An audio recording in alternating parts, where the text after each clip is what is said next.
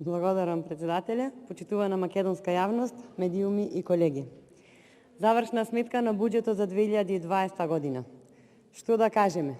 Година на пандемија, криза по сите основи, најава за неизвестна следна 2021 година.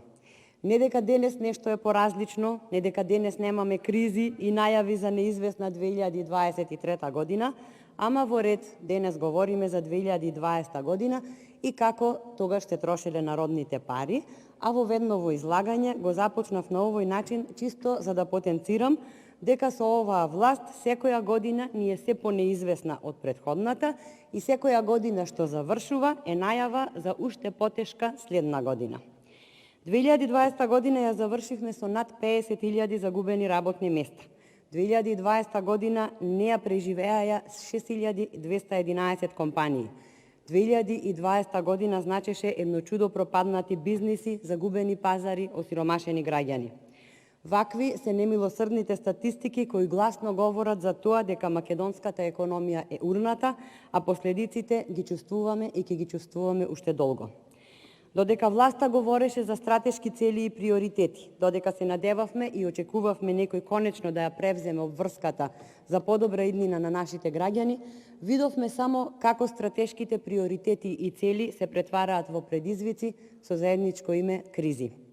Затоа што се испостави дека најголема одговорност за власта е трошењето на народните пари и тоа на оваа власт и оди безпрекорно, без никаков застој, без оглед во среде каква криза се наоѓаме.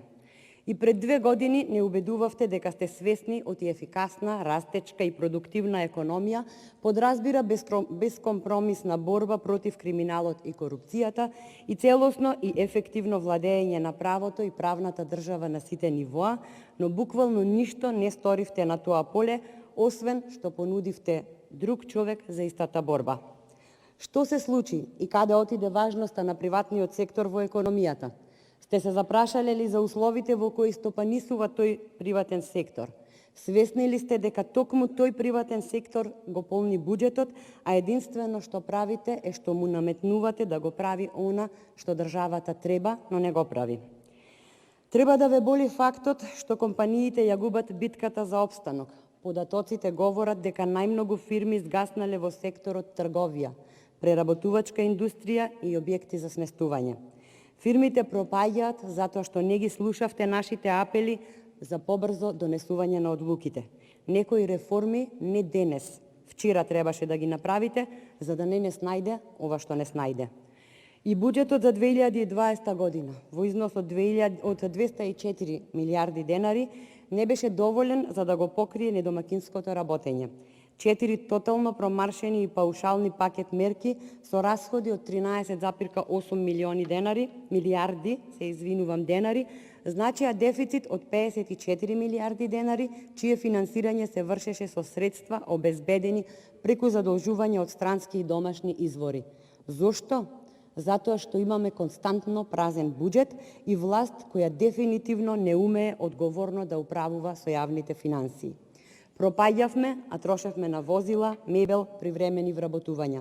Се задолжувавме за да се раздолжуваме и така станавме високо задолжена земја со долг од 7 милиарди евра, без ништо да се реализира, па дури и да не успее да се реализира започнатото од власта која градеше на секое ќоше.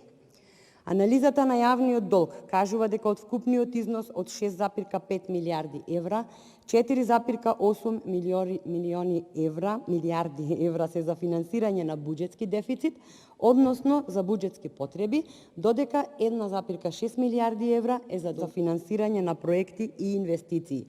Ваквата структура на портфолиото на долгот, каде 75% од јавниот долг, односно 88% од државниот долг е за буџетски потреби, а само 25% од јавниот долг и 12% од државниот долг е за финансирање на проекти за инвестиции, значи само едно – ризик од несоодветно влијание на економскиот раст и одржливоста на долгот.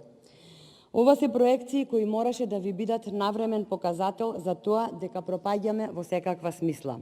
Во ревизорскиот извештај констатирано е дека нема значајни промени во однос на финансиската нестабилност на општините во 2019 година, односно во декември 2020 година 11 општини од вкупно 81 општина работат и функционираат со блокирана трансакциска сметка и ваквата состојба мораше да биде предмет на анализа од надлежните органи. Приходите во општините во 2020 година се реализирани за 30,37% помалку во однос на планираните. Имајќи ја предвид состојбата со финансиската нестабилност и континуираната потреба од финансиска помош на општините од страна на централниот буџет, цело време укажувавме на потребата од реално планирање на приходите на општините, како и на превземање на нови обврски за општините без да се наруши нивната финансиска стабилност и ликвидност. Ќе спомнам само општина Охрид, во која кумулативно долгот изнесува околу 22 милиони евра. Така ја затекнавме општината и покрај сите претходни покривања на долговите. Охридските јавни претпријатија должат околу 8 милиони евра. 3 министри за финансии не успеа да си ги зауздаат градоначалниците и за тоа одговорност мора да има и ќе има. Еднаш ја добивте казната од граѓаните на локалните избори, а ќе ја добиете уште посилно на предвремените парламентарни избори. Што говорат останатите бројки? Буџетски дефицит од 880 милиони евра, јавен долг над 60%, пад на бруто домашниот производ 6,1%, 55.000 нови невработени лица, најниски капитални расходи во последните 10 години, најниски странски директни инвестиции во регионот. Да не кажувам повторно за што се трошија народните пари. Богата држава сме, нема што. Само што богатството никако да го почувствуваат граѓаните. За крај, колеги, бидете сигурни дека на грешките на власта најдобро внимава опозицијата. Читаме, споредуваме, реагираме.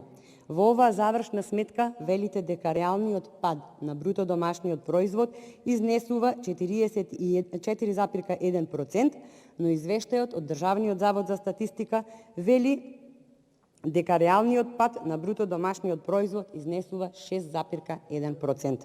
Затоа ви укажуваме дека оваа завршна сметка не смее да се донесе, бидејќи е погрешна, а никако не можат и не смеат да се градат политики засновани на лажни и манипулативни макроекономски показатели. Овде сме за да не ви дозволиме да ја збунувате јавноста, скривајќи ја вашата неспособност зад процентите.